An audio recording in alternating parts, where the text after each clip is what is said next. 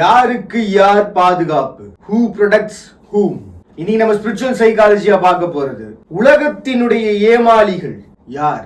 ஸ்பிரிச்சுவலை பொறுத்த வரைக்கும் தன்னுடைய வாழ்க்கைய தன் ஞானம் கொண்டு அறியாமல் உலகத்தின் பேச்சு கொண்டு அறியும் தன்மை ஏமாளிகள். சார் 4 பேர் 4 விதமா பேசுறான் சார். அந்த 4 பேர் 4 விதமா பேசுறது மட்டும்தான் காதுல விழும் அப்படின்னா இது வரைக்கும் படிச்ச படிப்பு, பார்த்த வேலை, கொண்ட நம்பிக்கை, வாழ்ந்த வாழ்க்கை இதெல்லாம் யாருக்காக அனுபவிக்கப்பட்டது? அவங்கவுங்க வாழ்க்கைக்காக. அவங்கவுங்களுடைய வாழ்க்கையில அவங்கவுங்க பட்ட வழிகள் அத்தனை யாருக்காக? நம்ம வாழ்க்கையினுடைய அனுபவம் தான் நம்மளுடைய எதிர்காலம்ங்கிற பட்சத்துல 4 பேரோட பேச்சும் 4 பேரோட சிந்தனையும் நம்ம வாழ்க்கையில கலக்குது அப்படின்னா அதை விட மிகப்பெரிய குழப்பம் இந்த உலகத்துல கிடையாது. மூதேவின்னு சொல்லுவாங்க. மூதேவினா என்ன அர்த்தம் நினைக்கிறீங்க?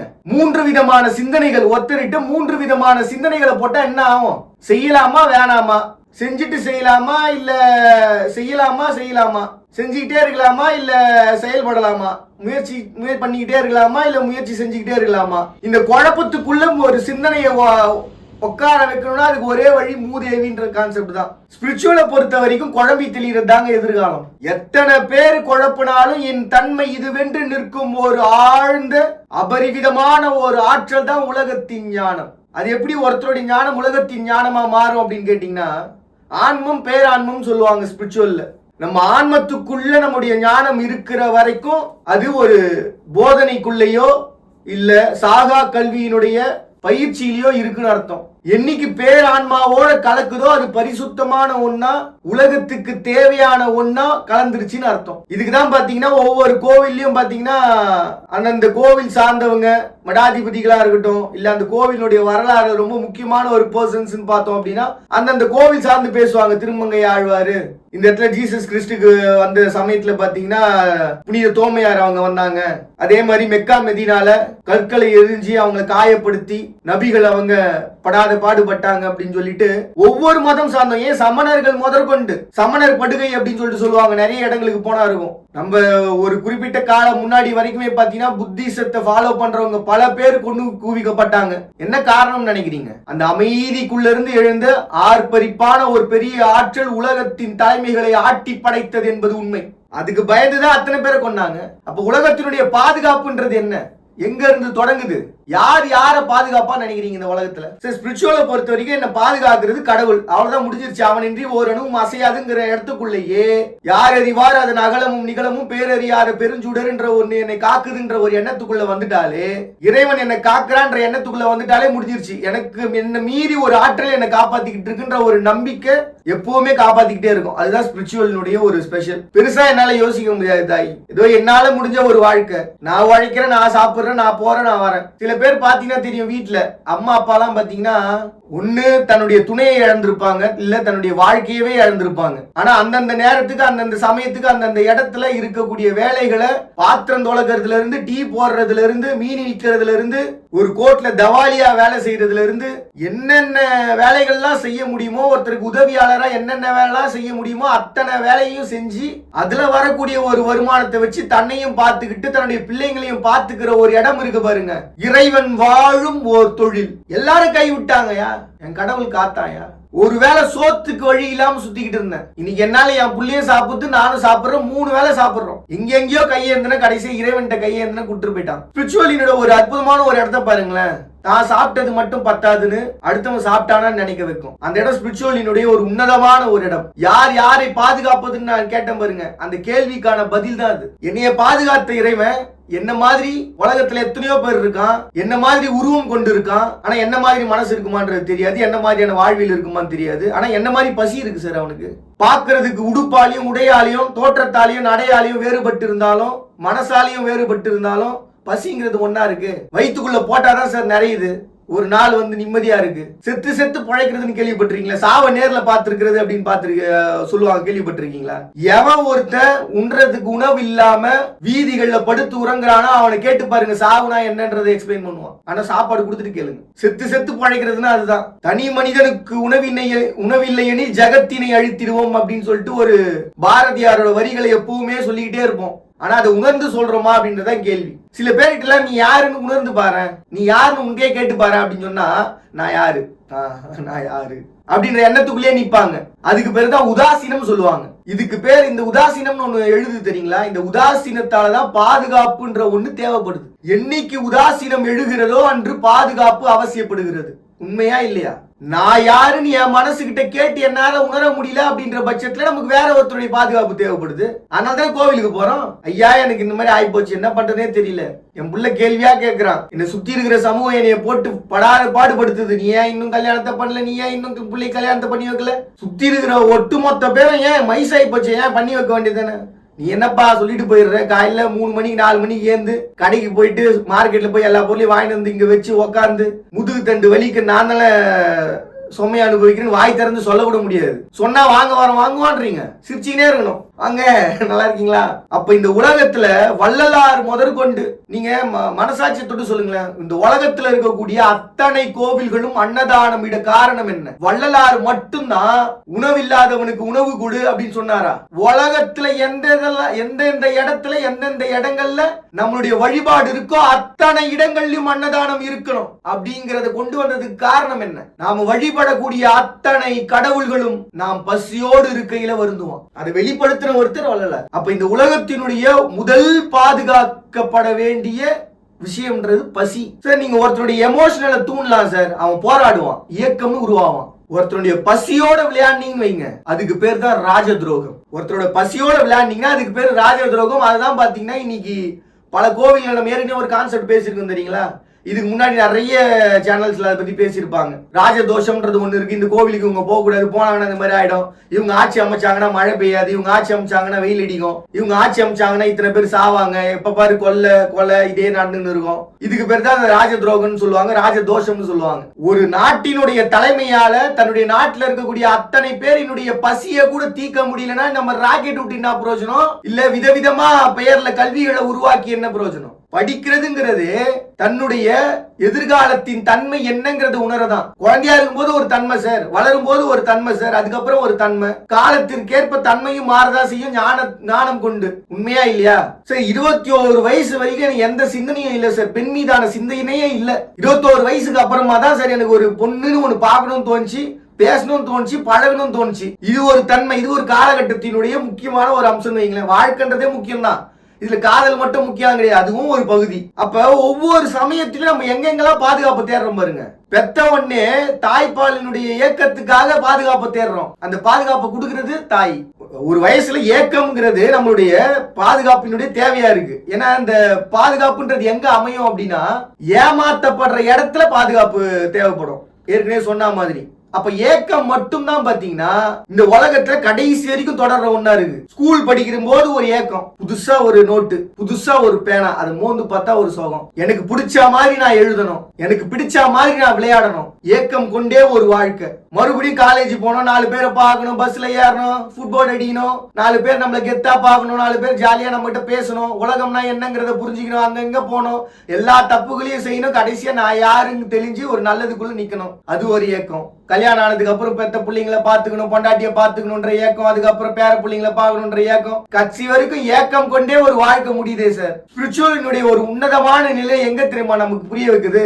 இந்த சாப்பாடு தான். உன்னால முடிஞ்சா எத்தனை பேரை வாழ வைக்க முடியுமோ அதுதான் உன் வாழ்க்கையினுடைய ஏக்கத்தின் தீர்வு. என்னைக்கு அந்த ஏக்கம் தீர்தோ நிம்மதியா படுத்தா போதும், உயிர் போயிடும். இதுதான் எல்லா ஸ்பிரிச்சுவலும் சொல்றது. எல்லா முடிச்சும் எங்க போய் நிக்கும்னா இங்கதான் நிக்கும். அப்ப நீ பாதுகாக்கணும்னா உலகத்துல சோறு இல்லாதவன் எங்கேயாவது இருந்தானா அவனை பாதுகாத்தருடு போதும், கடவுள் நான் கூடவே இருக்கிறேன். இப்படி ஸ்பிரிச்சுவலா ஒரு வாழ்க்கை அப்படின்றது பாதுகாப்பினுடைய தேவைன்றது எந்த இடத்துல வந்து நிக்குதுன்னா அமைதியை தாண்டி ஏக்கம் கொண்ட ஒரு உயிர் ஏக்கத்தை தீர்த்து கொள்ளணும் சொல்லி உருவாக்குற ஒரு இடம் தான் இது. நீங்க இந்த பழங்காலத்து கதைகள்லாம் படிச்சா தெரியும். ஞானிகளை வந்து ராஜாக்கள் தேடி போவாங்க, ஞானிகள் தேடி போக மாட்டாங்க, ராஜாக்கள் தேடி போவாங்க. என்னுடைய குழப்பத்தை தீர்த்து வைங்க, குழப்பத்தை தீர்த்து வச்சா அதுக்குன்னு ஒரு மதிப்பையும் மரியாதையும் கொடுத்துட்டு அவங்களுடைய தேவை என்னன்றதை கேட்டு தீர்த்துட்டும் வருவாங்க. எல்லா கேள்விகளுக்கும் பதில் தான் நம்மளை சுத்தியே இருக்குது. அப்புறம் எதுக்குப்பா ஞானிகளை தேடி போனோம்? சரியான நேரத்துல சரியான சமயத்துல சரியான பதிலை எதிர்காலத்தின் தன்மை கொண்டு விளக்குற ஒரு இடம். எல்லாரும் சொன்ன வார்த்தைகளா தான் இருக்கும், எல்லாரும் சொன்ன வரிகளா தான் இருக்கும்.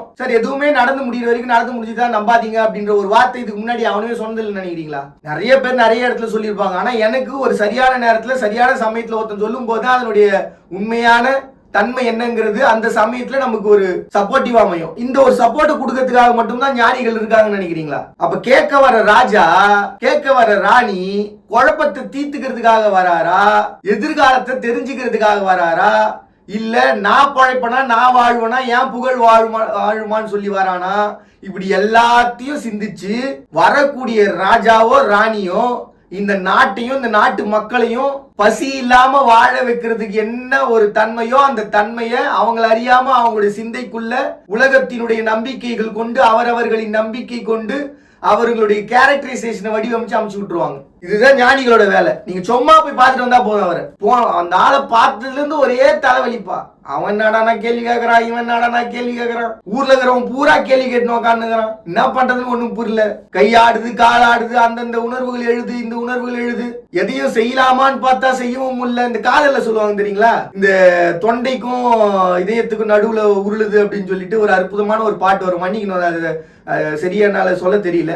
அந்த மாதிரி வாழ்க்கைன்றது இப்படி மாறி போச்சுன்னு சொல்லிட்டு ராஜா படாத பாடுபட்டு அதுக்கப்புறமா புத்தி தெளிஞ்சதுக்கு அப்புறம் உலகம் புகழும். வீட்டுக்குள்ள அவரோட போட்டோவை வச்சு எங்க வீட்டோட தெய்வம் யாரு, வாழ வச்சு தெய்வம் யாருன்னு சொல்லிட்டு கையெழுத்து கும்பிடுவாங்க. இதுதான் அந்த ஞானிகளினுடைய ஒரு வாழ்வியல். அது எப்படி பார்த்த உடனே எல்லாம் மாறுதேப்பா அப்படிங்கிறது அந்த ஸ்பிரிச்சுவலினுடைய ஒரு ஆழம் கொண்டு சிந்திக்கும் போது நமக்கு எழக்கூடிய ஒரு பதில் என்னன்னா, தான் யார் என்று உணர்வது மட்டுமல்லாமல் அண்டத்துள் பிண்டம் பிண்டத்துள் அண்டம் என்கிற ஒரு தன்மையை உள்கொண்டு, அவங்களுக்கு விஞ்ஞானம் தெரியுமான்னு கேட்டீங்கன்னா எல்லாமே தெரியும், எல்லாமே பேசுவாங்க. நீங்க ஒரு ஞானி கிட்ட போயிட்டு நீங்க எந்த வேணா கேளுங்களேன், எந்த கான்செப்ட் தான் பேசுவாரு. ஆனா முழுமையா எக்ஸ்பிளைன் பண்ண சொன்னா அவருக்கு தெரிஞ்ச அந்த ஒரு மொழியில மட்டும்தான் எக்ஸ்பிளைன் பண்ணுவாங்க. இதுதான் ஒரு காலகட்டத்தில் பரிபாஷன்னு சொன்னாங்க. முழுமையா எக்ஸ்பிளைன் பண்ண சொன்னா இப்போ ஒரு ஃபார்முலா ஃபுல்லா எனக்கு போட்டு காட்டி டெரிவேஷன் கொடுங்கப்பா அப்படின்னு கேட்டா அவங்க பண்ண மாட்டாங்க. அந்த வேலை உண்டுப்பா, எனக்கு ஆன்சர் இப்படிதான்றது எனக்கு தெரியுது, நான் அதுதான் வந்து உங்ககிட்ட சொல்லிட்டேன், அதான் பாட்டா சொல்லிட்டேன். வெறும் பாட் நிறைய பேர் இங்க நம்மளுடைய இப்ப தமிழை சொல்றேன்னு இவன் தமிழ் ஆனால் தமிழை பெருமையா பேசுறான்னு நினைக்காதீங்க. உலகத்துல இருக்கக்கூடிய எல்லா மொழிகளும் அப்படிதான். சில நாட்டுல எழுத்தாளர்களை கொண்டாடுவாங்க. இப்ப நம்ம எப்படி ஹீரோக்கு பால் அபிஷேகம் எல்லாம் பண்ணுகிறோம்ல, அந்த மாதிரி அவங்க நாட்டுல எழுத்தாளர்களுக்கு பால் அபிஷேகம் பண்ணுவாங்க. அந்த நாடோட பேர் எனக்கு சரியா நினைவுக்கு வரல. பெல்ஜியமோ இல்ல தாண்டிய ஒரு சில தீவு கூட்டம் மாதிரியான ஒரு பிலிப்பைன்ஸ் நினைக்கிறேன். எழுத்தாளர்களுக்கு ஒரு பெரிய மதிப்பு இருக்கும். அவ்வளவு மதிப்பு கொடுப்பாங்க. ஒவ்வொரு வார்த்தையும் என் வாழ்க்கையினுடைய வார்த்தை. அப்படி ஒரு ஞானம் கொண்ட ஒரு வாழ்வியலை வந்து கொடுத்துட்டு இருப்பாங்க. இப்ப இந்த ஞானிகளை பொறுத்த வரைக்கும் ஒட்டுமொத்தமான வாழ்க்கையும் தான் யார் என்று உணர்ந்தது மட்டுமல்லாமல் இந்த உலகம் யாரு, உலகத்தினுடைய மானுடத்தின் குணங்கள் என்ன, ஒரு ஜீவராசியினுடைய தன்மை என்ன, மானுடத்தின் தன்மை என்ன, இயற்கையினுடைய தன்மை என்ன, பிரபஞ்சத்தினுடைய தன்மை யாது என்று உணர்ற ஒரு இடம். அது எப்படிப்பா கல்ல நீ உணர்வ கல்ல அடிச்சு உடைச்சு நீங்க ஜூம் பண்ணி பாத்தீங்கன்னா உள்ள ஒண்ணு இருக்குதுன்னு சொல்லிட்டு சொல்ல தெரியுது இல்ல. கல்லுக்குள்ள அணுக்கள் இல்லையா? செத்த பயல செத்த அணுக்களா உள்ள இருக்குது அப்படின்னீங்களா? உயிர் கொண்ட அணுக்கள் கல்லுல இல்லவே இல்லையா? இருக்கு, ஆனா இல்ல சார். சார் ஒரு தன்மையை உணர்ந்தா மட்டும்தான் சார் அடுத்த தன்மை என்னன்றது புரியும். நான் எத்தவனே 11வது படிக்கல காலை வச்சிருவேன். உன்னால முதல்ல ஒரு அஞ்சறிவு ஜீவினுடைய தன்மையை உன்னால உணர முடியலன்னா நீ எப்படி கல்லினுடைய தன்மையை உணர்வ? எனக்கு கல்லினுடைய தன்மையை நான் உணர்ந்து பார்க்க வேண்டும். நான் புள்ள பக்காமே 2வது புள்ள பெற்றுறோம் சார். எப்படி அது? என்னடா இது அநியாயமாகுது. நாங்களாம் கொஞ்சம் ஸ்பெஷல். 2வது புள்ளி டைரக்டா பெற்றுறோம், புள்ளி கொஞ்சம் வெயிட் பண்ணி பெப்போம். இது எதுக்காக இந்த கோபம் கொண்ட ஒரு வார்த்தைகள்? இது என்னோட வார்த்தைகள். சைக்காலஜியா கொஸ்டின் எழுப்புறாங்க பாருங்க, அவங்களுக்கு தர வார்த்தைகள். மதிப்புன்னு ஒண்ணு இருக்குதுங்க. அந்தந்த வயசினுடைய ஏக்கத்துக்குன்னு ஒரு மதிப்பு இருக்கு. அந்த மதிப்பை நீங்க கொடுக்க தவறுனீங்கன்னா உலகமே எதிர்க்கும். நம்மள சுத்தி இருக்கக்கூடிய உலகமே எதிர்க்கும். இப்ப இந்த பாதுகாப்பினுடைய தன்மைக்கு இப்போ நான் ஒண்ணு சொன்னேன் பாத்தீங்களா, இதுக்கு காரணம் ஏன்? அந்த தன்மை என்னங்கிறத உணர்றதுனால, ஒரு ஸ்பிரிச்சுவலுக்குள்ள இருக்கக்கூடிய பவர் என்னங்கிறத உணர்றதுனால, அந்த தன்மை கொள்றதுனால கோபம் எழுது.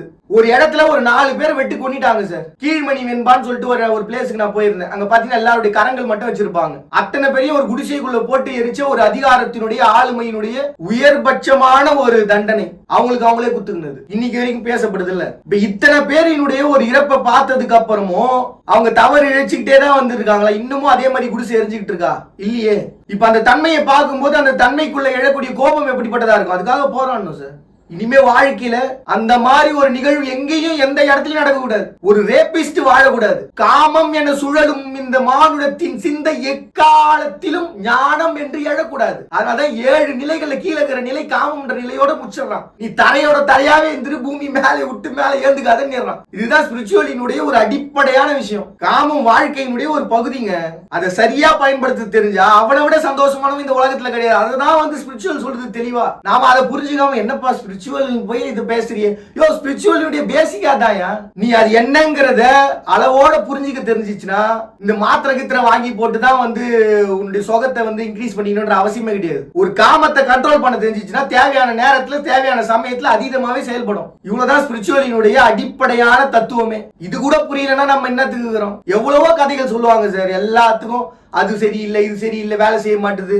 எல்லாத்துக்குமே ரொம்ப சிம்பிளான ஒரு வழியா மெத்தடா பாத்தீங்கன்னா வச்சிருப்பாங்க. இப்ப இந்த சொன்ன இந்த விஷயங்கள் எல்லாமே இது எல்லாமே நம்முள் எழுகிற பயம் தான். எல்லாமே பயம். பயம்னோடனே நம்ம திடீர்னு யாரோ ஒருத்தர் கத்தனோடனே ஐயோ அம்மா நீ எழுந்து போமே அந்த பயம் நினைக்கிறீங்களா? அது பயமே கிடையாது. அது ஒரு சந்தோஷத்தினுடைய நம்ம உணர்ச்சியினுடைய ஒரு வெளிப்பாடு, ஒரு அனிச்சை செயல். அது அவ்வளவுதான். பயம்ன்றது எங்க தொடங்குதுன்னா சந்தேகத்துல தொடங்குது. பயம் என்னைக்கா இருந்தாலும் தீந்துடும் சார், சந்தேகம் என்னைக்கா இருந்தாலும் தீராது அப்படின்ற ஒரு கான்செப்ட் இருக்கு பாருங்க. அதை தீர்த்து நம்ம எழுந்தா நம்ம வாழ்க்கை. அது தன்மையினுடைய ஒரு உச்சம். சோ ஸ்பிரிச்சுவலினுடைய இடம் எங்கன்னா சந்தேகம் என்கிற ஒரு தன்மை எழுகிற பொழுது குழம்பி தெளிந்து உலகத்தினுடைய வாழ்வினுடைய மாற்றம் யாதென்று உணர வைத்து அனுப்புகிற ஒரு தன்மையை கொடுக்கிற பேராற்றல் உலகத்தினுடைய ஸ்பிரிச்சுவல். சோ பாதுகாப்புன்றது யாருக்கு தேவைப்படுது? ஏமாளிகளுக்கு தேவைப்படுது அப்படின்னு நான் சொன்னேன். அந்த ஏமாளியை மட்டும் தவிர்த்து மத்த எல்லாம் சொல்லுங்கடா. 4 பேர் பேச்சை கேட்கறான் பாருங்க சார், அதுவே ஏமாளித்தனம் தான் சார். உலகத்துல இருக்கக்கூடிய எல்லாருடைய பேச்சையும் கேட்டுக்கலாம்.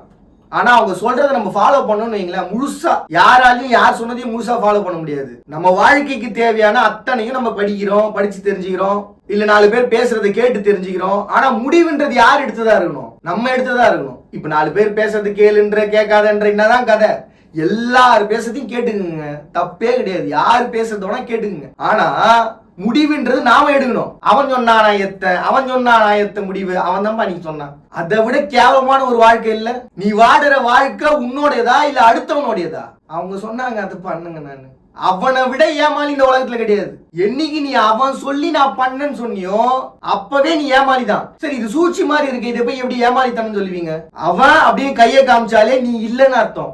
நீ தான் அந்த வேலையை செஞ்சிருக்கிற. ஆனா அவன் சொன்னா அப்படின்னு சொல்லிட்டு செய்யற பாரு, முழுசா ஏத்துக்கிட்டு அவன் சொன்ன உடனே சார் அவன் ஆண் சொன்னா நான் கீழே குதிப்பேன் சார். அப்ப யார் ஏமாளி? ஏண்டா இந்த உலகத்துல கடவுள் உனக்குன்னு ஒரு பிண்டத்தை கொடுத்து, உனக்குன்னு ஒரு ஆன்மத்தை கொடுத்து, இந்த உலகத்துல உனக்குன்னு ஒரு சமூகத்தை கொடுத்து, உனக்குன்னு ஒரு இடத்தை கொடுத்து வச்சிருக்கானா? அத்தனை பேரும் பேசுறதை கேட்டு நம்ம நீ எடுக்கிற ஒரு முடிவை நினைச்சு ஃபியூச்சர்ல ஃபீல் பண்ணக்கூடாது சார். அவங்க ஒரு 10 பேர் சொன்னாங்க சார், அதுல இந்த விஷயங்கள் எனக்கு கரெக்டா இருந்தது, இது என்னுடைய இயக்கத்துக்கும் என்னுடைய கொள்கைக்கும் சரியான ஒண்ணா இருந்துச்சு. இப்படி பண்ணா 100 பேர் வாழ்வான், இப்படி பண்ணா 1000 பேர் வாழ்வான், இப்படி பண்ணா ஒரு 2000 பேர் வாழ்வான், இப்படி பண்ணா 1,00,000 பேர் வாழ்வான்.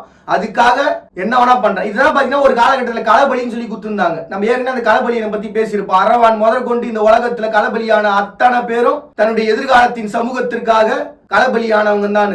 குருஷேத்திர போர்ல இருந்து எல்லாத்தையும் எடுத்துக்குங்க, களபலியானவங்க தான். தன்னுடைய எதிர்கால சமூகத்துக்காக களபலியானவங்க. அப்ப எடுக்கிற ஒரு முடிவை நினைச்சு நம்ம அடுத்தவங்களை கை காட்டாம வாழ்ந்தாலே ஏமாளித்தனமான வாழ்க்கை இல்லைன்னு அர்த்தம். ஏன்னா நீங்க அவன் தான் பண்ணா நீங்க சொல்லிட்டீங்கன்னா அது விவாதம்னு போச்சுன்னா கடைசியா என்ன நிக்கணும்னு நினைக்கிறேன். குழப்பம், பயங்கரமான சூழ்ச்சி எல்லாம் அமைஞ்சு போய் கட்சி நீ தாண்டி அம்மா ஏமாந்த அப்படிதான் நிக்கும். நான் தான் ஏமாந்தனான்னு சொல்லி இன்னும் புலம்பின்னு தான் வாழ வேண்டியதுதான். உன் வாழ்க்கையை நீ யாருன்னு உணர்ந்து புரிஞ்சு வாழறதுக்கு அடுத்தவனுடைய வார்த்தைகள் தான் மட்டும்தான் உன் வாழ்க்கையா?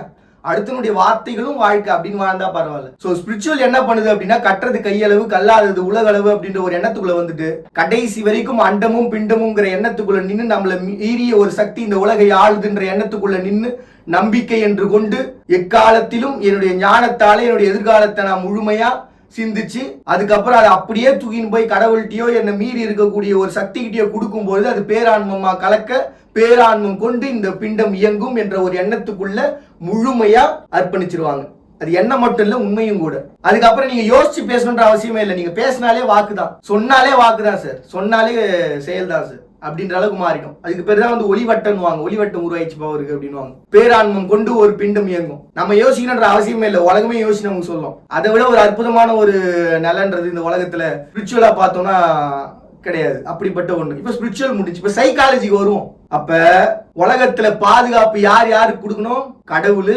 நீ கடவுளுக்கு பாதுகாப்பு கொடுத்தா கடவுள் உனக்கு பாதுகாப்பு கொடுப்பான் அப்படின்ற எண்ணம் இல்லாம நம்மளுடைய ஞானத்துக்கு இன்னும் கொஞ்சம் தெளிவா ஒரு சின்ன வார்த்தையா சுருக்கணுமே அப்படின்னு நினைக்கிறேன்.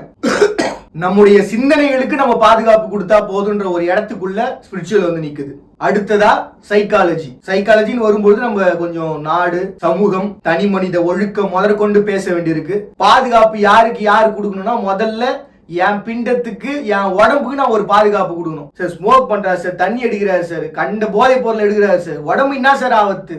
ஜிம்முக்கு போனா நல்லா இருக்கும் சார், ஒரு 10-50 தண்டால் எடுத்தானாலே எனக்கு சந்தோஷம் சார், அப்பனாலே அவன் ஹெல்த்தியா இருக்கிறான்னு அர்த்தம் சார். அப்பதான் சரி என் மனசு திருப்தி ஆகும். தம்பி உன்னுடைய எண்ணத்துக்குலாம் வாழ முடியாதுப்பா, அவருக்குன்னு ஒரு எண்ணம் இருக்கும், அவர் உடம்பு என்ன சொல்லுதோ அதான் செய்ய முடியும். எல்லாருக்கும் அந்த தட்பவெப்பம் தான் சார் பேசு. அந்த தட்பவெப்பத்தை நம்ம வச்சு பண்ணணும்னு சொல்லிட்டு 1008 அறிகுறிகள் தாராளமா கேட்டுங்க. நமக்கா தோணும் நம்ம கொஞ்சம் தொப்பை போட்ட மாதிரி இருக்குது, 4 பொண்ணு பார்க்க மாட்டேது, கொஞ்சம் ஃபேஸ் பிரைட்டா இல்லாம அங்கங்க கருவளையமா வந்துருக்குது, என்ன பண்றதுன்னே தெரியல, சட்டை வேற ரொம்ப பழசா இருக்குது, யாருன்னா பார்த்தாங்கன்னா என்ன நினைப்பாங்க, கொஞ்சம் நல்லா பார்க்கறதுக்கு நல்லா லுக்கா கிராண்டா இருந்தா அதானே 4 பேர் பார்ப்பான், 4 பின்ன நம்மளுக்கு மதிப்புன்னு ஒண்ணு கொடுப்பான் அப்படின்னு தான் மேல தன்னுடைய வசீகரத்தின் மேல ஒரு நம்பிக்கை எழக்கூடிய ஒரு சமயம். இது சைக்காலஜிக்கலா நாம நமக்கு கொடுத்துக்கிற ஒரு பாதுகாப்பு. நம்ம ஏற்கனவே பேசின அந்த கான்செப்ட் தான். நம்ம ஜெட்டி போட்டு போயிட்டு ஒரு கல்ல பேனா கொடுங்க கேட்டா இரியா அப்படின்னு, பேண்ட் சட்டை போட்டு போயிட்டு கடையில வேணான்னு கேட்டா அது இருங்க சார் தரேன் சார்னு, அவ்வளவுதான் வித்தியாசம். அப்ப தன்னுடைய வசீகரத்தில் தொடங்குகிறது பாதுகாப்பு. ஸ்கின் ஒரு மாதிரி ஆயிடுச்சு,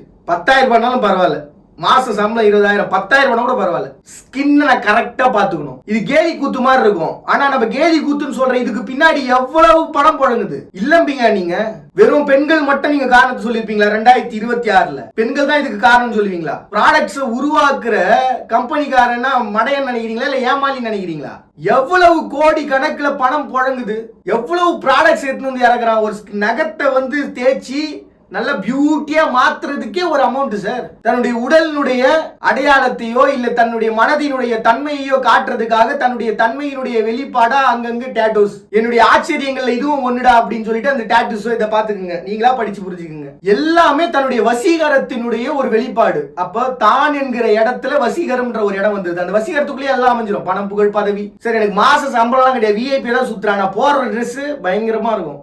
எங்கடா வேலை செய்யற, எங்க வேலை செய்யற, இப்போதைக்கு வேலை ட்ரை பண்ணிட்டு இருக்கேன், பட் பார்க்க லுக்கு செம்மையா இருக்கு, அவ்வளவு முடிஞ்சு காதல் எழ ஆரம்பிச்சிருச்சுன்னு அர்த்தம். காதல் வந்துச்சுன்னா சும்மா இருக்குமா? அவனுக்கான வாழ்க்கையும் குத்துரும், அவளுக்கான வாழ்க்கையும் கிடைச்சிடும். இதுக்கு அடுத்த கட்டமா பாத்தீங்கன்னா சமூகம்ன்ற ஒரு இடம். எப்ப திருமணம் ஆகுதோ அன்னைக்கே சமூகம்ன்ற ஒரு இடத்துக்குள்ள வந்துட்டோம்னு அர்த்தம். நாம் இருவர் நமக்கு இருவர். இப்ப இந்த இடத்துல பாதுகாப்பு யார் யாருக்கு கொடுக்கணும் அப்படின்னு பாத்தீங்கன்னா சமூகத்துல நம்மளுடைய செவி ஐம்புலன்கள் ஒண்ணு இருக்கு பாருங்க. அதெல்லாம் வந்து ஒரு காலம் ஐம்புலன்களையும் அடக்கி நம்ம வாழணும் அப்படின்னு. இப்ப வாழறவங்க பூரா ஐம்புலன்களை அடக்கிதான் வாழ்ந்துருக்கான். இந்த சமூகம்ன்ற கான்செப்டுக்குள்ள ஐம்புலன்களை அடக்கிதான் சார் வாழ்ந்துகிட்டு இருக்கான். அத்தனை பேருமே வெளி உலகத்தினுடைய பார்வையில எவனே என்னவோ பண்ணுவான் சார். காலையில நீ பைக் எடுத்துன்னு போவீங்க, அவ்வளவு பேர் ஆர்ன் அடிப்பான். எதுக்கு அடிக்கிறானுங்க ஏன் அடிக்கிறாங்கன்னு தெரியாது, மன்னிச்சிருங்க, எதுக்கு அடிக்கிறாங்க ஏன் அடிக்கிறாங்கன்னு தெரியாது. மரியாதை ஒண்ணு இருக்குல்ல, அது கொடுத்து அவங்களுக்கு பாருங்க எவ்வளவு வார்த்தைகளை பார்த்து பார்த்து பேச வேண்டியிருக்கு பாருங்களா. ஒரு இடத்துல நான் வார்த்தையை விட்டுட்டா கூட அதை கேட்கறதுக்குன்னு ஒருத்தவங்க வந்துருவாங்க, ஒரு பெரிய சங்கம் வந்துடும். நீ எப்படி பேசலாம் சார், முழுசா கொஞ்சம் பார்த்துட்டு பேசுங்க சார். நான் ஏன்டா முழுசா பாக்கணும், நீ ஏன்டா கட் பண்ணி போட்ட, நீ கட் பண்ணி போட்ட வரைக்கும் தான் நான் பார்ப்பேன், நீ கட் பண்ணி போடும் போதே சரியா போடணும்ல சார். இல்ல சார், இது வந்து அவங்க இப்ப நம்மள இவங்க எதிரியா பாக்குறாங்கல்ல சார், அந்த எதிரியா பாக்குறவங்க நமக்கு சப்போர்ட் பண்றாங்கன்னு நினைச்சு அந்த வீடியோவை முழுசா பார்த்து அதன் மூலமா அவங்க தன்மையை தெரிஞ்சுப்பாங்கன்றதுக்காக பண்ண சார். அதெல்லாம் எனக்கு தெரியாது, நீ ஏன் இப்படி கட் பண்ணி போட்ட. அப்ப தன்னுடைய எதிர்ப்ப, தன்னுடைய தன்மைய நீ குறைன்னு ஒரு இடத்துல வச்சுட்ட, அந்த குறைய நீ நிறைன்னு சொல்லு அப்படின்னு சொல்லி சமூகம் நம்மள ஏதோ ஒரு விதத்தை தாக்கத்தை உருவாக்கிக்கிட்டே இருக்கும். இந்த சமூகம் உருவாக்குற தாக்கம் நம்மளுடைய ஒழுக்கம் நினைக்கிறீங்களா? ஒழுக்கம்னு பார்த்தா வாழ்க்கையில பெரிய ஆயிடுவோம். சமூகம் கொடுக்கிற தாக்கம் வந்து நம்ம வாழ்க்கையினுடைய பிரச்சனைன்னு பார்த்தோம்னா அந்த சமூகத்தையே மாத்திரும். இதுதான் இயக்கத்தினுடைய ஒரு அதிசிறந்த கொள்கை. ஒரு சமூகத்துல ஒரு பெரிய அழுத்தம் எழுது அப்படிங்கிற பட்சத்துல அந்த அழுத்தம் சரியானது இல்லைன்னு தான் உணரும் பொழுது அந்த சமூகமே மாறிடும். இன்னைக்கு உலகத்துல மாறின அத்தனை சமூகங்களும் இப்படிதான் மாறிச்சு. அப்போ ஒரு மனுஷனுடைய அமைதி எந்த அளவுக்கு பெரிய விளைவை உருவாக்குன்றது நினைச்சு பாத்துங்க சார். காலம் போயிட்டே இருக்கு சார், ஒன்னும் பிரச்சனை இல்லைன்னாப்பா அது ஈஸியா ஒரு கேஸ போட்டு முடிச்சிடலாம். அது என்னப்பா ஒரு பேட்டர்ல ஒரு 4 பேர் அமுச்சு விடு மிரட்டினா முடிஞ்சு போச்சு. அதுக்கு என்ன ஒரு 2 பேர்ட்ட பைசா குத்தா முடிஞ்சு சார், அதுக்கு அவன்கிட்டயே பைசா குத்துலாமே சார். இல்ல பரவாயில்லப்பா நம்மளோட கௌரவத்தை காப்பாத்துறோம் அவன்கிட்ட குத்தம்பு, என்ன பிரயோஜனம் சொல்லுங்க பாப்போம். காலங்கள் கடந்துரும், அப்புறம் என்ன ஆகும், பண்ண மொத்தத்துக்கும் சேர்த்து ஒரு பெரிய விளைவுன்றது பேக் ஃபயர்னு சொல்லிட்டு ஒன்று சொல்லுவாங்க தெரியுங்களா, அந்த பேக் ஃபயர்ன்றது உருவாகினே வரும். சரி, இன்னைக்கு வரைக்கும் நம்ம சுவாசம் கெட்டு போயிடும், நம்ம சுவாசிக்கிற காத்து கூட விஷமா மாறிடும் அப்படின்னு சொல்லிட்டு நம்ம பேசிக்கிட்டே இருக்கிறோம்ல சார். தண்ணி பைசா குத்து வாங்குற நிலைமை வரும்னு ஒரு காலத்துல சொன்னா நீங்க நந்துதா இல்லையா? இதை விட உலகத்தினுடைய ஒரு மிகப்பெரிய எதிர்காலத்தின் கணிப்பு வேற என்னவா இருக்க முடியும் சொல்லுங்களேன். சிறந்த கணிப்பு. அந்த சமயத்துல எல்லாம் சிரிச்சான், இனி எல்லாம் பணத்தை குத்து வாங்கினுக்கிறான். இந்த வாட்டர் தான் பெஸ்ட் அப்படின்னு நினைச்சு வாங்கினுக்கிறான். அங்கங்க குளத்தை தூர் வாரிட்டு தன்னுடைய வாழ்க்கையவே பணைய வச்சுட்டு வெளிநாட்டுல போயிட்டு கடவுள் பேர் வாங்குறாங்க சார் நம்ம ஊர்ல. அதை விட ஒரு சிறந்த விஷயம் இருக்குமா பாருங்க. நீரின்றி அமையாது உலகுன்ற பேசிக்கான ஒரு கான்செப்ட தன்னுடைய சமூகத்துக்கு மட்டும் இல்லாம உலகத்துல எங்கெங்க அப்படி ஒரு சமூகம் பாதிக்கப்பட்டிருக்கோ அந்த இடத்துல என்னுடைய விளைவை நான் உருவாக்குவேன்ற ஒரு சிறந்த இடத்துக்குள்ள நிக்கிறாங்க பாருங்க உலகத்துல இருக்கக்கூடிய இளைஞர்கள். அதை விட ஒரு சந்தோஷம் இந்த உலகத்துல இருக்கா பாருங்க. இதுதான் சமூகத்தினுடைய தாக்கத்தையும் எதிர்த்து என் வாழ்வினுடைய இயக்கத்தை தீர்த்து தெளிகிற ஒரு இடம். இதுதான் சைக்காலஜிக்கலா பாதுகாப்பு. யார் யாருக்கு கொடுத்த பாதுகாப்பு? ஒரு தனி மனிதனுடைய சிந்தனை ஒரு சமூகத்திற்கு கொடுத்த பாதுகாப்பு. இதுக்கு அடுத்ததான் நாடுன்ற ஒரு இடத்துக்கு வருவோம். ஒரு தனி மனிதன் ஒரு சமூகத்துக்கு பாதுகாப்பு குத்தலாம் சார், ஒரு நாட்டுக்கு கொடுக்க முடியுமா? பாசிபிளா? அவங்களே அடக்கிடுவாங்க. ஒரு சமூகத்துக்கு பாதுகாப்பு கொடுக்குறவங்களையும் நீ பண்ண வேலை முடிஞ்சுதாப்பா, முடிஞ்சது சார், ஓகே அமைதியா இருப்பா. மேற்கொண்டு வேற ஏதாச்சும் பண்ணீங்கன்னா உங்களுடைய தன்மையை தாண்டி நீங்க வேற ஒன்று செய்றீங்கன்னு சொல்லிட்டு அதுக்கேற்ற மாதிரி நாங்களும் ஒரு சில குற்றச்சாட்டுகளை வச்சு நீங்க எந்தெந்த ரூம்ல யார் யார் கூட இருந்தீங்க, எங்கெங்க போனீங்க, எப்படி எப்படிலாம் இருந்தீங்கன்னு சொல்லிட்டு நாங்களா ஒன்று எழுதுவோம் சார். அது ரொம்ப இயல்பான ஒரு விஷயமா இருக்கும். இந்த உலகத்துல கண்ணதாசன்ற ஒரு கான்செப்ட் எடுத்துட்டா நம்ம மனசுக்குள்ள வர்றது என்னது, அவர் ஒரு போதை ஆசாமி, தன்னைத்தானே பெண்களிடம் போனவர்னு சொல்லிக்கிட்ட ஒரு பர்சன் அப்படின்ற ஒரு பேச்சையும் நம்ம எழுப்புவோமா மாட்டோமா? இது உலகத்துல நடக்காத ஒண்ணா? ரெண்டுமே இந்த உலகத்துல நடக்கிற ஒண்ணுதான். அப்ப ஒரு செலிபிரிட்டியா இருக்கிறவங்க கிட்ட நம்ம அதை திணிக்கிறதோ இல்ல அதை பெருசா இது ஷார்ட்டா சொல்லணும்னு வச்சுங்களேன், தலைவன் தும்புனா தலைப்பு செய்தின்ற கான்செப்ட் தான். இந்த இயல்பான ஒரு வாழ்க்கைய நாம என்னமோ பயங்கரமான ஒரு ஆச்சரியம் கொண்டு பார்த்துக்கிட்டு வாழ்ந்துகிட்டு இருக்கோம் பாருங்க ஒரு சமூகம். அதுதான் இருக்கிறதுலயே யோசிக்க வேண்டிய ஒரு இடம் சார். அவங்க தும்புறாங்க, விக்கிறாங்க, நடக்கிறாங்க, போறாங்க, யாரு கூடயா இருக்கிறாங்க, நம்ம என்ன சார் அதை பத்தி?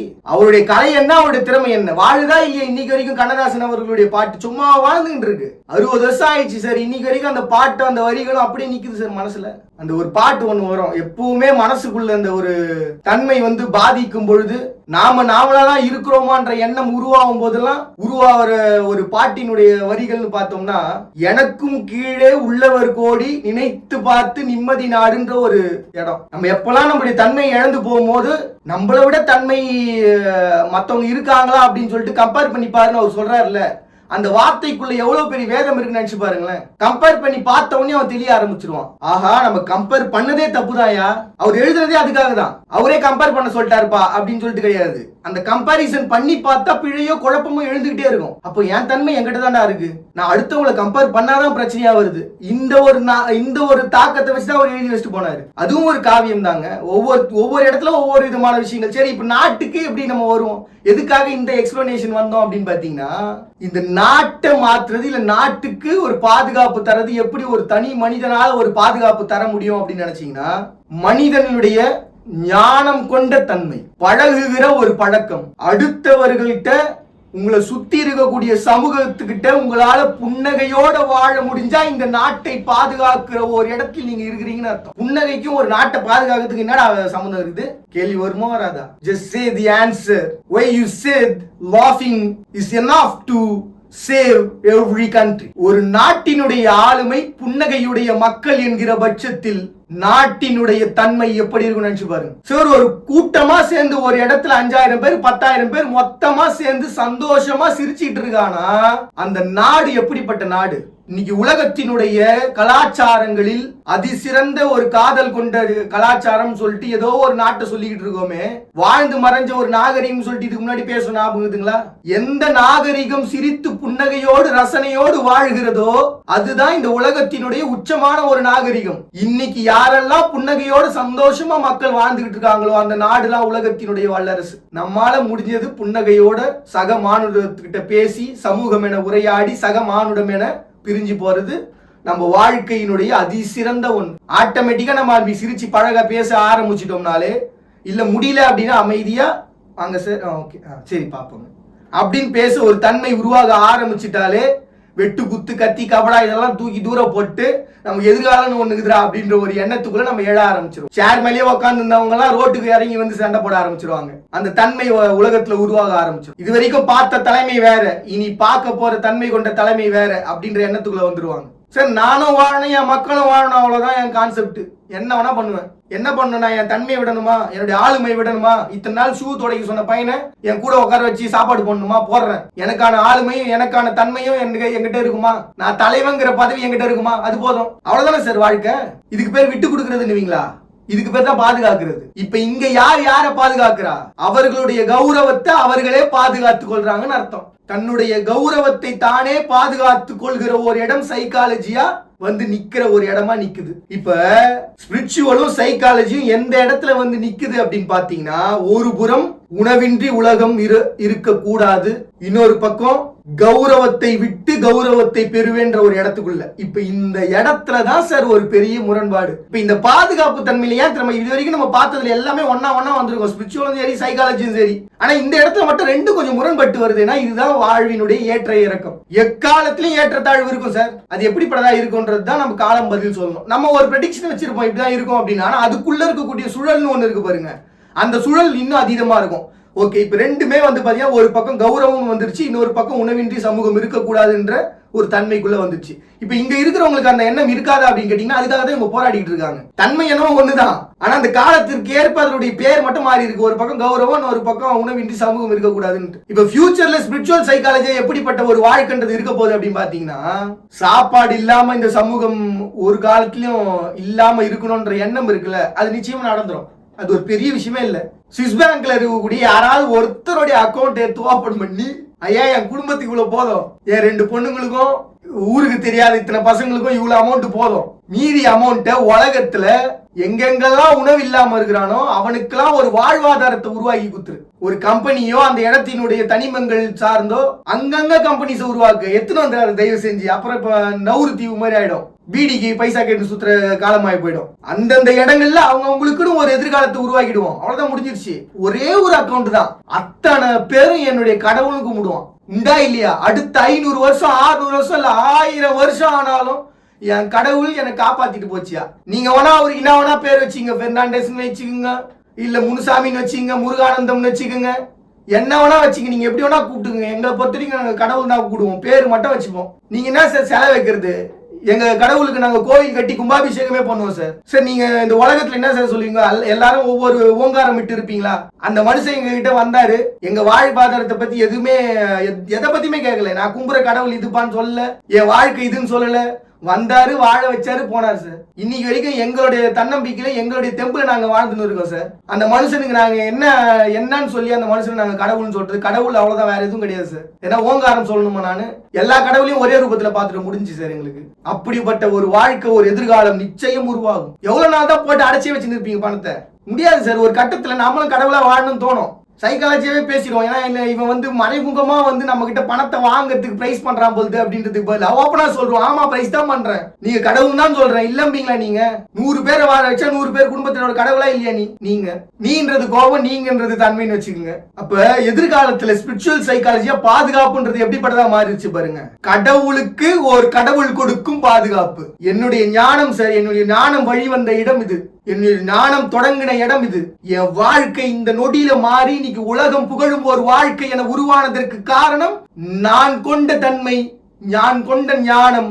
நான் கொண்ட ஞானம் என்கிற இடத்தில் எல்லாத்திற்கும் மேலான ஒரு பேரருளான ஒரு சக்தி இல்லன்னு சொல்லுங்க பாப்போம். உலகத்துல இருக்கக்கூடிய பணக்காரங்க மறுபடியும் அதே தன்மைக்கு அந்த கடவுளை காப்பாத்தணும்ல. உன்னை காப்பாத்தி உனக்கு பணம் புகழ் பதவி இந்த உலகத்துல வாழ வச்ச அந்த கடவுளுடைய தன்மையை நீ பாதுகாக்கணும்ல ஞானம் கொண்டு. அப்ப என்ன ஆயிடும்? ஆட்டோமேட்டிக்கா ஒரு கடவுளை காப்பாத்துற இடத்துக்கு நம்ம வந்துரும். கடவுளை காப்பாத்துறதுனால வேற வழி இல்லாம மக்கள் நம்மள கடவுளாக்கிடுவான். தப்பே கிடையாது. இருக்கிற கடவுள் போதுமே அப்படின்னு சொல்றீங்கல்ல, போதாது சார், இன்னும் நிறைய கடவுள் வேணும். எவ்வளவு கடவுள் வேணுமோ அத்தனை கடவுள், ஒவ்வொரு இடத்துக்கு ஏற்ற மாதிரி கடவுள் வாங்க. திறமைக்கு அங்கீகாரம் கொடுக்கிற தலைவர்களும் கடவுள்களும் இன்னைக்கு தேவை.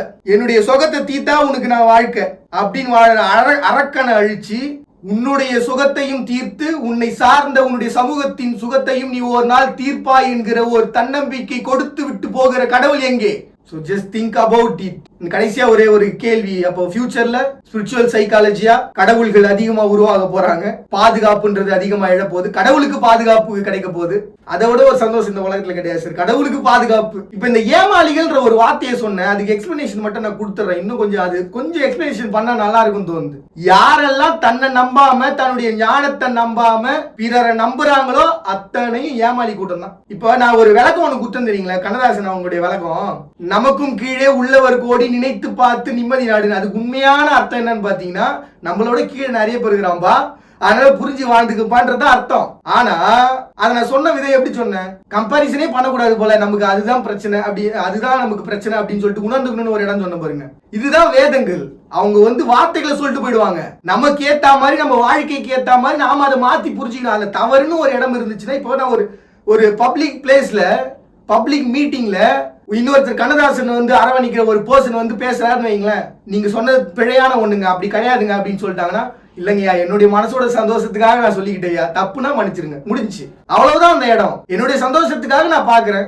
எல்லாரும் அவனுக்கு பிடிச்ச மாதிரியா பாட்டு கேட்கறான். ஒரு சில பேர் 5.1 ஸ்பீக்கர் வச்சு கேட்கறான், ஒரு சில பேர் 7.1 ஸ்பீக்கர் வச்சு கேட்கறான், சில பேர் ஹெட்போன் வச்சு கேட்கறான், சில பேர் காது பக்கத்திலேயே வச்சு கேட்டுக்கிறான். அவன் தன்மைக்கு ஏற்ற மாதிரி அவன் புரிஞ்சுக்கிறான், அவ்வளவுதான். அப்ப ஏமாளிகளினுடைய கூட்டம் யாருன்னு கேட்டீங்கன்னா, எனக்கு பிடிச்ச மாதிரி எனக்கு தெரிஞ்ச மாதிரி என்னுடைய பொருளையோ என்னுடைய பணத்தையோ என்னுடைய இடத்தையோ என்னுடைய குடும்பத்தையோ நான் நேசிக்கிறேன் பாருங்க, அந்த தன்மை தான் இந்த உலகத்துல இருக்கிற ஏமாளிகளின் கூட்டத்தை ஒதுக்கி பிரித்து காட்டக்கூடிய ஒரு இடம். இந்த நீங்க தப்பா கூட எடுத்துக்கங்களேன், இந்த உலகத்தை நான் தான் ஆள்றேன், இந்த சமூகம் என்னுடைய கண்ட்ரோல தான் இருக்கு. யார் யாரெல்லாம் கட்டுப்பாடு என்னுடைய அதிகாரம்னு நினைக்கிறாங்களோ அத்தனை அதிகாரமும் இன்று இந்த உலகத்தினுடைய ஏமாளிகள் தான். அதிகாரம் என்றுமே ஏமாளித்தனம் தான். நல்லா இருக்கிறானே சார், அட போட, வாழ்ந்தவனுக்கு தான் தெரியும் ஆமா வலி.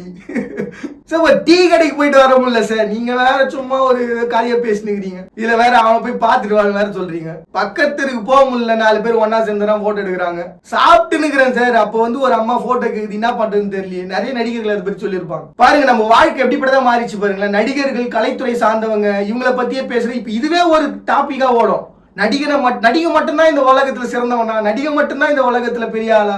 இப்ப இந்த எண்ணமும் இதுவும் மாறும், இந்த தன்மையும் மாறும். இப்ப நான் சொல்றோம்ல, அதே ஒரு ஏமாளி கூட்டம் தான். நான் இதுக்கு முன்னாடி சொன்ன பாருங்க, எழுத்தாளர்களுடைய கூட்டம் இருக்கு அப்படின்னு சொல்லிட்டு. இதுக்கு முன்னாடி இப்ப நான் எழுத்தாளர்கள் சொன்னோம், இவன் படிப்பாளிகளுக்கு முக்கியத்துவம் கொடுக்குறான்பா, அப்ப இவன் ஞானம் கொண்டவன்பா அப்படின்ற ஒரு எண்ணத்துக்குள்ள தயவு செஞ்சு போயிடாதீங்க. இந்த உலகத்துல பீட் பாக்ஸிங் ஒண்ணுங்குது சார், லிரிக்கல் பாப்னு ஒண்ணுங்குது. பார்பி டான்ஸ் சொல்லிட்டு ஒருத்தவங்க டான்ஸ் ஆடுறத பார்க்கும்போது எப்படா பயமா இருக்குது. இவங்க உடல் அசைவுகளை ஒவ்வொரு பீட்டுக்கு ஏத்த மாதிரி மாத்துறாங்க. வாய்க்குள்ளேயே ஒரு அத்தனை விதமான வாத்தியங்களையும் வச்சிருக்கிறாரு. ஸ்ட்ரீட் ஆக்ட்னு ஒண்ணு பண்றாங்க, உடலினுடைய அதே அசைவுகள் தான் அப்படியே நிக்குது. அது பாடியா இல்ல வேற ஏதாவது தெரியல, ஏதோ மிஷின் மாதிரி நின்றுட்டு இருக்கு. ஃபர்ஸ்ட்லாம் வயலின்னா இமுத்துண்டு பார்ப்போம், இப்ப என்னடான்னு பாத்தீங்கன்னா அது இவ்வளவு பெருசா இருக்கு, அது பாட்டு வச்சு வாசிக்கிறாங்க, கேட்டா அதிருது இடமே. ஒவ்வொரு இந்த மாதிரியான ஒரு கலவையை உருவாக்கி வச்சிருக்காங்க. இந்த உலகத்துல எவ்வளவு விதமான கலைத்துறைகள் இருக்கு சார். நாடகத்துறையை பார்த்துட்டு இருக்கோம், ஃபேஸ்ல வெள்ளை கலர்ல போட்டுக்கணும் ஒரு சில பேர் பெர்ஃபார்மன்ஸ் பண்றான், சத்தமே இல்லாம நிம்மதியா உட்காந்து பாக்குற மாதிரி இருக்குது. தியேட்டருக்கு போனாதான் டம்மு டிம்னு சவுண்ட் கேக்குது, அங்க போய் உட்காந்து பார்த்தா நிம்மதியா இருக்கு சார். அதான் பாத்தீங்கன்னா இன்னைக்கு இந்த வீதிகள்ல நாடகமா போட்டுக்கிட்டு இருக்காங்க. இந்த மாதிரி உலகத்துல இருக்கக்கூடிய அத்தனை விதமான கலைகள், திடீர்னு பார்த்தா ஒரு டைம் டிராவலான்னு சொல்லிட்டு ஒரு சாங் ஒன்று பார்த்தேன் சார். எவ்வளவு மெனக்கெட்டு அந்த 2 குழந்தைங்க டான்ஸ் ஆச்சு தெரியுங்களா, மன்னிக்கணும், அந்த 2 தோழிகள் டான்ஸ் ஆனாங்க தெரியுங்களா. அது பார்க்கும்போது அந்த பேக்ரவுண்ட் முதற்கொண்டு மாறுது சார். வெளிநாட்டுல தான் என்னென்னமோ புதுசா பண்றான் போதுன்னு சொல்லிட்டு இது வரைக்கும் நம்ம பார்த்து நம்ம வாழ்க்கையை மாத்தி தமிழ்ல இப்படி ஒரு பாட்டு இருக்குதா அப்படின்னு சொல்லிட்டு பார்க்கும்போது அவ்வளவு ஸ்பெஷாலிட்டியா இருந்தது. உடனே விளம்பரம் பண்றதா நினைச்சுக்காதீங்க. இறந்தவரை பத்தி சொல்லலாம், வாழறவங்களை பத்தி சொன்னா விளம்பரம்டா அப்படின்னு ஆக்கிடாதீங்க. இது மனசுக்கு பார்த்தப்ப இவ்வளவு பெர்ஃபார்மன்ஸா இப்படி ஒண்ணா அப்படின்னு தோணுச்சு. இவ்வளவு வெரைட்டில இருக்குன்னு சொல்றேன். பொம்மலாட்டம் முதற்கொண்டு திடீர்னு பார்த்தா பொம்மலாட்டம் பாக்குறேன். நிழல் உயிர் பெற்ற ஒரு இடம். இன்னைக்கு இந்த ஒட்டுமொத்த உலகத்தினுடைய நம்ம சினிமான்னு சொல்றோம் பாருங்க, இந்த ஒட்டுமொத்த சினிமாவும் உயிர் பெற்ற ஒரு இடம் பொம்மலாட்டம். அப்படி ஒரு கலை இருக்கு. அவன் பாத்தீங்கன்னா ஒலிம்பிக்ல கேம்ஸ் விளையாடுற மாதிரி ஒவ்வொருத்தரும் ஒவ்வொரு விதமான கேம்ஸ் விளையாடுறாங்க. எல்லா விதமான கலைகளையும் ரசிக்கிற ஒரு கூட்டம். என்னைக்குமே ஏமாறாத ஒரே கூட்டம் ரசனை கொண்ட கூட்டம் மட்டும்தான். அது நம்ம முதல்ல புரிஞ்சுக்கணும். அப்ப பாதுகாப்பு யாருக்கு தேவை அப்படின்னா, ரசனை கொண்ட கூட்டத்தின் ஞானத்தை அழிக்க நினைக்கிற அதிகாரம் நிச்சயம் அழிந்தொழிந்து போகும், அது விஷயமே இல்லை. அந்த ஞானத்தை அழிக்கணும் தடுக்கணும்னு நினைச்சாலே பாதிப்பு தான். ஸோ உங்ககிட்ட கடைசியா ஒரே ஒரு கேள்வியை மட்டும் வச்சுட்டு முடிக்கலாம்னு நினைக்கிறேன். யாரினுடைய ஞானத்தில் யார் ஆள்வது? யாருக்கு அறிவுரைகள் குப்பை? மறுபடியும் எல்லாரும் இதே போல ஒரு அழகிய தினங்கள் சந்திக்கிறது நான் உங்க பாண்டிய நீங்க பார்த்துட்டு இருக்க இந்த நிகழ்ச்சி I am not a celebrity.